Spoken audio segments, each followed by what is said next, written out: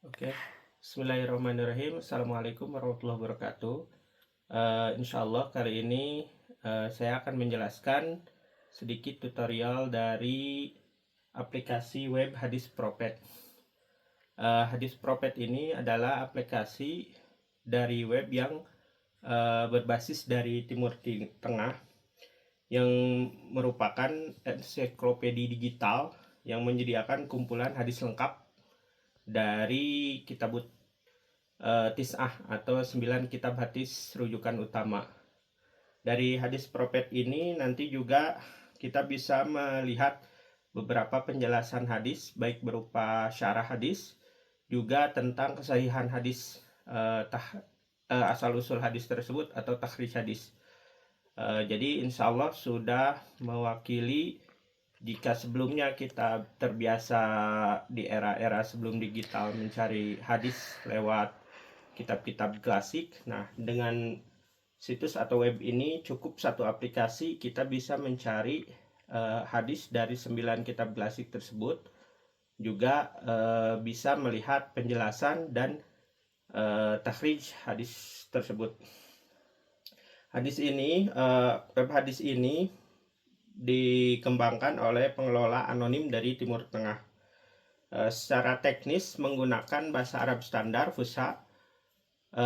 Pada beberapa aplikasi sudah ditemukan juga hadis Prophet dengan terjemahan Inggris, tapi belum dibuat dari hadis Prophet dengan penerjemahan Indonesia. Untuk lebih jelasnya bagaimana situs web ini bekerja atau digunakan untuk mencari hadis, kita langsung ke layar. Pertama kita buka dari hadis prophetnya, bisa diketik langsung hadisprophet.com. Ini aplikasi yang menjelaskan menggunakan bahasa Arab standar. Walaupun ada terjemahannya, masih terbatas terjemahan secara bahasa Inggris atau English. Nah, di sini juga ada search engine di mana kita bisa mencari langsung hadis berdasarkan kalimah atau kata atau juga jumlah mufidah di sini. Hanya saja di sini kita belum bisa menggunakan dengan kata penulisan bahasa Indonesia ataupun bahasa Inggris. Mari kita buktikan. Pertama dengan penulisan bahasa Indonesia. Misal kita tulis saum di sini. Kemudian kita cari, maka tidak akan ditemukan. Atau kita tulis dengan bahasa Inggris fasting misalnya. Maka di sini juga tidak ditemukan.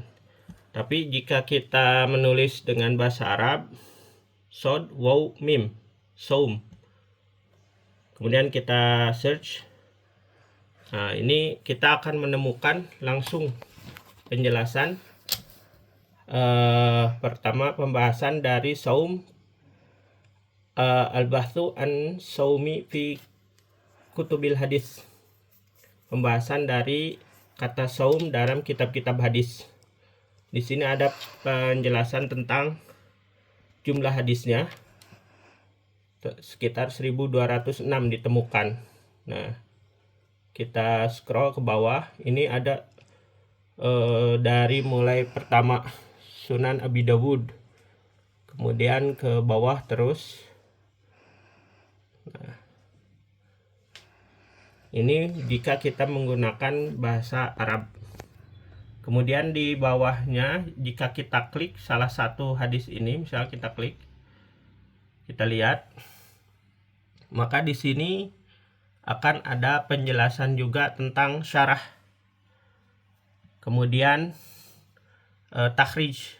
Di sini ada takhrij hadis, kemudian syarahnya. Ini derajat hadisnya di sini. Isnaduhu sahihun. Kemudian di sini ada syarah hadisnya. Penjelasan dari hadis tersebut. Kemudian di sini juga ada pemilihan berdasarkan kitab Kutubut Tis'ah. Misalnya kita mau mencari kata saum dari Sahih Muslim, bisa kita klik. Maka yang keluar saum dari Sahih Muslim. Nah, kita kembali ke awal.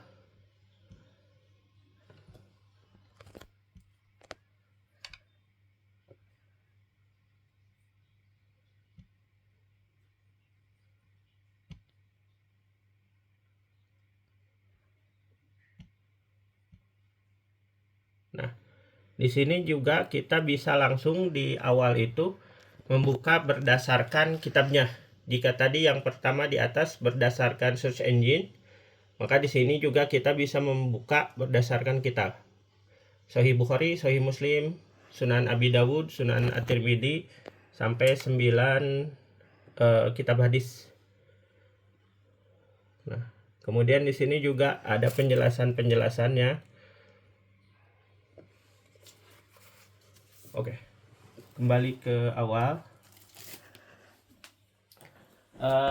Terlepas dari keunggulan atau aplikasi digital yang bisa membuat pencarian lebih mudah, tentu ada beberapa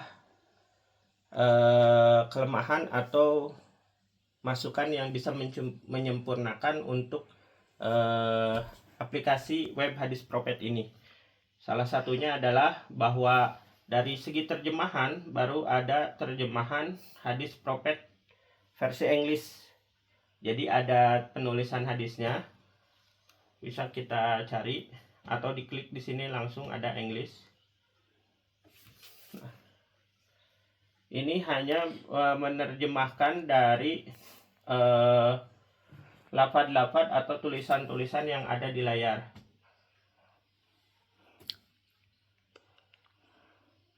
Kemudian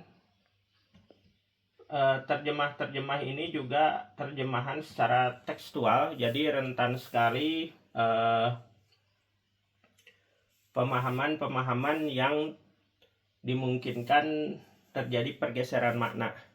Jadi ke depannya alangkah baiknya ketika kita menggunakan aplikasi hadis ini juga merujuk kepada para ulama atau para asatidz, para guru-guru yang memang sudah paham tentang hadis yang kita cari.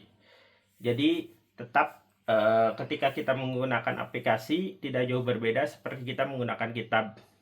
Kita bisa melakukan pencarian, kita bisa membaca syarah dan takhrij hadis, tapi kita juga diharuskan untuk tetap merujuk belajar kepada para ulama yang paham tentang apa yang kita cari dari aplikasi tersebut. Sekian yang disampaikan, mudah-mudahan ada manfaat. Akhirul kalam, assalamualaikum warahmatullahi wabarakatuh.